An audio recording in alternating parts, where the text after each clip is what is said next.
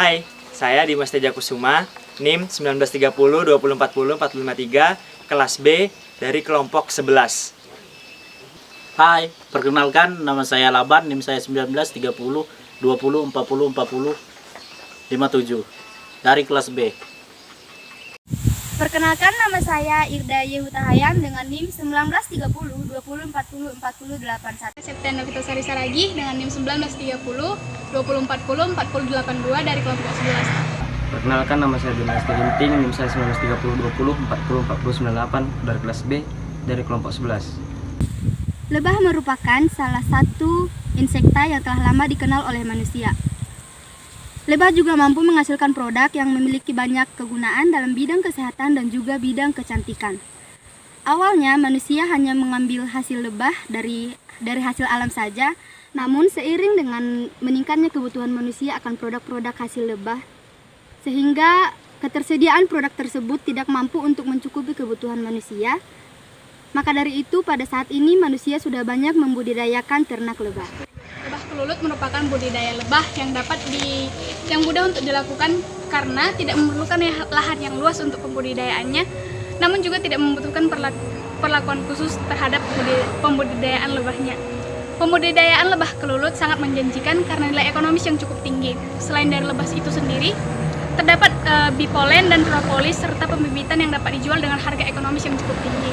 Lebah kelulut ini sangat menjanjikan bagi masyarakat yang membudidayakannya dan diharapkan mampu untuk meningkatkan perekonomian masyarakatnya.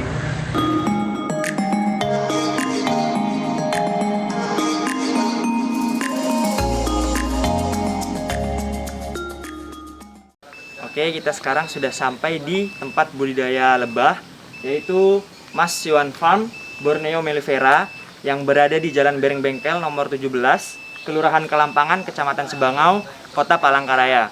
Di sini tempatnya untuk budidaya lebah, yaitu lebah madu dan lebah kelulut.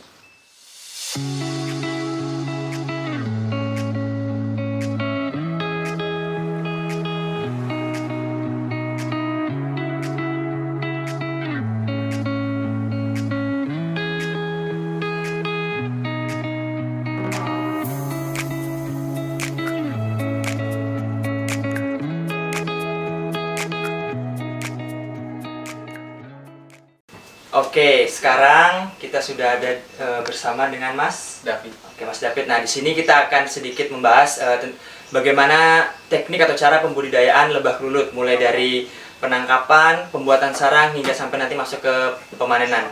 Baik, Mas David mungkin bisa dijelaskan. Baik. Untuk pembuatan teknik pembudidayaan lebah kelulut ini kita jelaskan dari awal ya.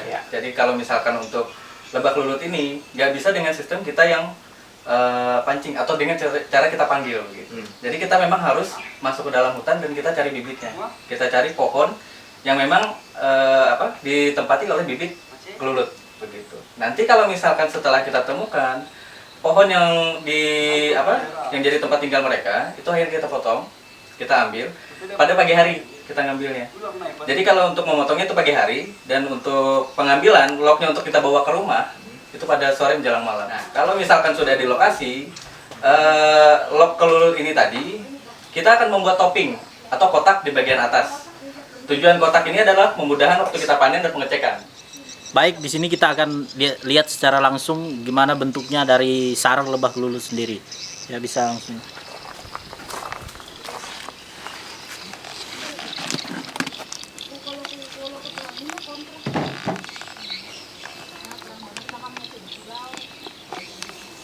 Ya, bisa dilihat sendiri untuk lebah kelulut bentuk sarangnya beda dari lebah biasa. Berikut ini adalah bentuk dari topping yang biasanya digunakan di dalam pembudidayaan lebah kelulut. Bisa kita lihat bersama, sarang lebah kelulut berbentuk corong dan bentuknya juga tidak beraturan. Di dalamnya terdapat semacam kantong yang digunakan untuk menyimpan madu. Dan dari kantong tersebut itulah madu lebah kelulut dapat dipanen. Untuk masa panen itu dipengaruhi oleh keadaan alam dan juga dipengaruhi oleh ketersediaan pangan ataupun juga bunga. Semakin banyak bunga yang berada di tempat budidaya, maka proses panen akan semakin cepat dan juga dapat menghasilkan lebih banyak madu. Biasanya di dalam satu topping dapat menghasilkan madu dengan jumlah sekitar 300 sampai dengan 500 ml. Dan berikut ini adalah madu yang sudah dikemas dalam kemasan botol berbagai ukuran.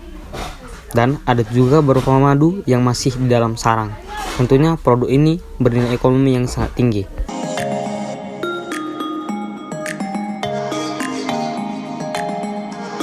Oke, Mas David, terima kasih untuk ilmunya ya pada hari ini ya.